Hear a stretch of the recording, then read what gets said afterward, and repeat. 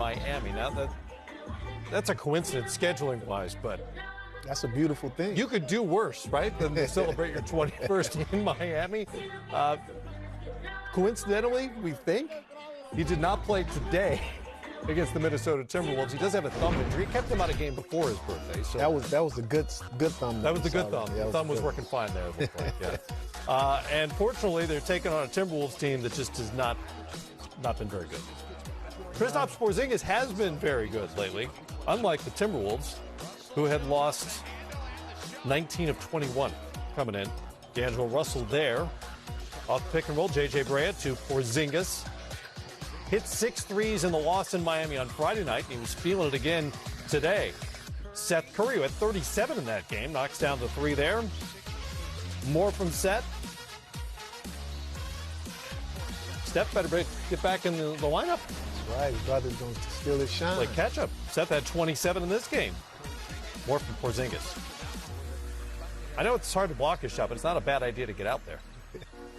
What's been great about this Dallas team is the games Doncic has missed. They've continued to play very, very well, especially on the offensive end of the floor. And especially Porzingis. That's right. 20-point win for the Mavericks, who moved to 37 and 24 on the season. They've won 4 of their last 6. Porzingis goes for 38, 13 rebounds. He also had 5 blocks. That makes him the first player in NBA history with at least 35 points, 10 boards, and 5 blocks, and 5 made threes in an NBA game ever. Here's Rick Carlisle. I thought our effort was terrific from start to finish. Defensively, we were solid. Holding this team to 91 with what they've been doing is a really good effort. Porzingis played a spectacular game. I mean, the 38 points tells about a quarter of the story of what he did in this game. Defensively, he was phenomenal. Changing shots, blocking shots, rebounding the ball, deflecting, saving balls. It was a defensive clinic.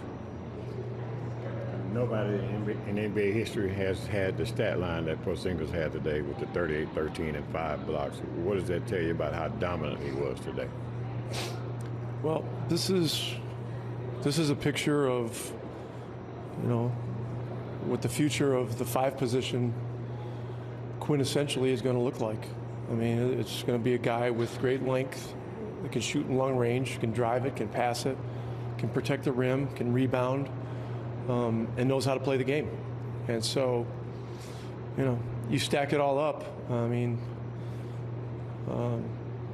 this guy's a great young player.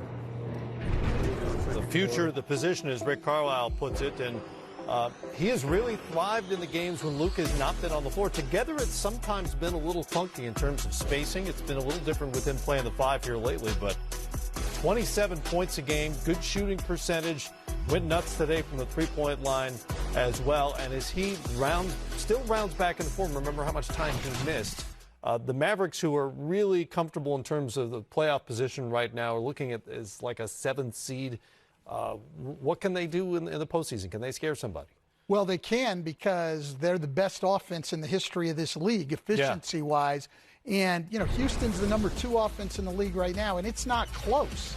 I mean, Dallas is that good offensively, even having missed Luka Doncic for 13 games. So, yeah, this team can really score. Now, they're not very good defensively compared to the other playoff teams, but they can really get it rolling. They can really shoot. They don't put anybody out there who can't shoot the 3 anymore. 17th in the league in defensive efficiency, but their offense is so good that they could be a problem.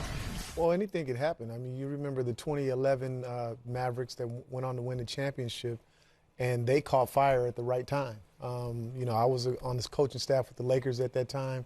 We had beaten them pretty handily 3 out of the 4 times we played them during the regular season. And then they got hot when the playoffs started, and they ran through everybody. And so, anything can happen. Doncic is a talent. Porzingis is just now, I think, after that injury, finding himself. He's knocked the rust off, and he's got his timing back, and his confidence is at a high level right now. And this team is winning, and so, anything can happen. You can't count them out. It's interesting, the evolution of Rick Carlisle as a coach.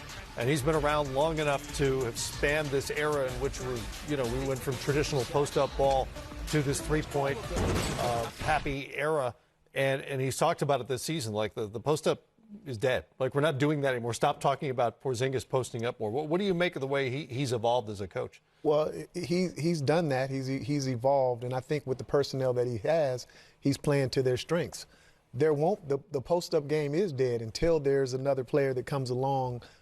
If Shaq was playing right now, teams would still have to build their team around how to defend him and stop him. And there were centers that stepped out and shot the ball when he played, but he was still good enough defensively to and what he was bringing to the table offensively to be dominant. And so until another player comes around like that, these teams that are playing 5 out and having the centers shooting threes are going to be able to get away with it. Yeah, I mean, the best offenses right now are Dallas and Houston, and they've gone away from the post-ups. But let's look at the two teams leading each conference. The Lakers, now, they're not going to post like they did in the Shaq days, right, but they certainly feature post-ups with Anthony Davis and with LeBron James. And Milwaukee, Mike Budenholzer's actually gone to posting more than he did a year ago. He's put Brook Lopez back down there, like Brian talked about earlier, after not posting at all last year, and they're posting Giannis some also. So the post-up may be dead in a lot of places. It's not dead everywhere.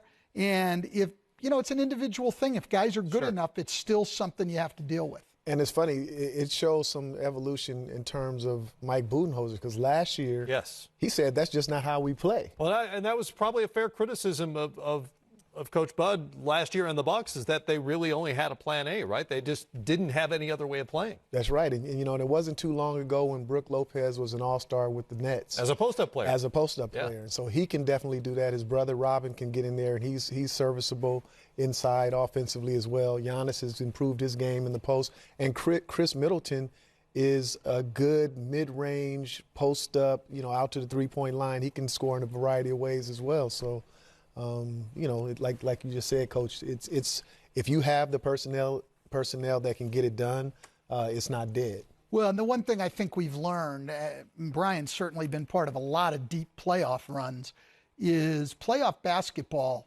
you better have a lot of different things to go to. You're playing the best teams. They're going to have time to really prepare. They're going to take away your bread and butter. Do you have other things you can go to? I think that's what Mike Budenholzer took from last year's playoffs, is we have to have something else. They've gone to more post-ups. You can't, I don't think, just say we're going to play one way and you've got to beat it, unless maybe you're by far the most talented team. Those opponents are going to take away whatever you do best. They have their own different strengths. You're going to have to adjust and play different rotations in the postseason and different styles. More coming up here. Stick with us on a Sunday. The Clippers game is in the books. We'll review what happened in Los Angeles. The shorthanded Sixers got a surprising bucket binge, but not enough against Kawhi.